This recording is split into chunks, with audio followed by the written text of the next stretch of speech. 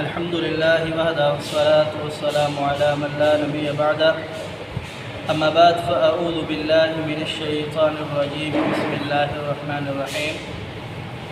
قال الله تبارك وتعالى يا أيها الذين آمنوا لا تحرموا طيبات ما أحل الله لكم ولا تعتدوا إن الله لا يحب المعتدين وَقُلُوا مِمَّا رَزَقَكُمُ اللَّهُ حَلَالًا طَيِّبًا وَاتَّقُوا اللَّهَ الَّذِي أَنْتُمْ بِهِ مُؤْمِنُونَ۔ یا ایھا الذین اے وہ لوگو آمنو جو ایمان لائے ہو، لا تحرموا نہ تم حلال بناؤ، حلال جانو، طیبات پاکیزہ چیزیں، ما وہ پاکیزہ چیزیں احل اللہ لکم جو اللہ رب العالمین نے تم پر حلال کی ہے، ولا تعتدوا اور تم حد سے زیادہ تجاوز نہ کرو، ان اللہ لا يحب المعتدین اللہ رب العالمین نہیں پسند کرتا حد سے زیادہ تجاوز کرنے والوں کو۔ وَقُلُوا اور تم کھاؤ مما اس رزق میں سے رزقکم اللہ جو اللہ رب العالمین نے تمہیں عطا کیا، حلالا طیبا حلال اور پاک، واتقوا اللہ اللہ سے ڈرے، الذی اللہ وہ ذات انتم بہ مؤمنون جس پر آپ ایمان لے آئے ہو۔ گزشتہ آیات میں اللہ رب العالمین نے نصارہ کے جو راہب تھے ان کی تعریف بیان کرنے کے بعد اللہ رب العالمین حلال اور حرام کا تذکرہ بیان فرما رہے ہیں۔ جناب نبی کریم صلی اللہ علیہ وسلم کی حدیث ہے، آپ علیہ السلام نے فرمایا کہ اس دنیا کے اندر مسلمانوں میں سب سے بڑا مجرم شخص وہ ہے کہ جس نے کسی ایسی چیز کے متعلق سوال کیا جو پہلے حلال تھی اور پھر اس کے سوال کرنے کی وجہ سے حرام کر دی گئی، تو وہ مسلمانوں میں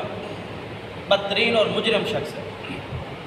اور جو لوگ حلال چیز کو خود ہی حرام بنا دیں وہ اللہ رب العالمین کے ہاں کتنا مجرم ہوں گے۔ نبی کریم صلی اللہ علیہ وسلم کی عبادت کے متعلق کچھ صحابہ کرام جناب انس بیان کرتے ہیں، کچھ صحابہ کرام آپ کی ازواج مطہرات کے پاس آئے اور آپ علیہ السلام کی سر یعنی رات کی عبادت کے متعلق پوچھنے لگے۔ تو جب انہیں معلوم ہوا، پتہ چلا کہ آپ علیہ السلام یہ عبادت کیا کرتے تھے، تو ان میں سے ایک شخص نے کہا کہ میں ساری زندگی شادی نہیں کروں گا، ایک نے کہا کہ میں بستر پر نہیں سوؤں گا، ایک نے کہا کہ میں ساری زندگی گوشت نہیں کھاؤں گا۔ تو پیارے حبیب پیغمبر علیہ السلام کو جب اس واقعے کا معلوم ہوا، علم ہوا، تو آپ علیہ السلام آئے اور ممبر پر بیٹھے، آپ نے اللہ رب العالمین کی حمد و ثنا بیان کی۔ اللہ رب العالمین کی حمد و ثنا بیان کرنے کے بعد آپ علیہ السلام نے اس واقعے کو ذکر کیا اور بیان فرمایا کہ میں تم میں سے سب سے زیادہ نیک ہوں، اللہ کا نبی ہوں، میں نے شادیاں بھی کی ہے اور میں جو اللہ رب العالمین نے رزق دیا اس رزق کو بھی کھاتا ہوں اور میں سوتا بھی ہوں۔ تو اللہ رب العالمین نے جس چیز کو حلال کیا ہے اس چیز کو حلال جانا جائے، اور جس چیز کو اللہ رب العالمین نے حرام کیا ہے اس کو حرام جانا جائے۔ جناب ابو درداء رضی اللہ تعالیٰ عنہ بیان فرماتے ہیں کہ رسول اللہ صلی اللہ علیہ وسلم سے پوچھا گیا، اے اللہ کے رسول، اللہ رب العالمین نے جن چیزوں کو حلال کیا ہے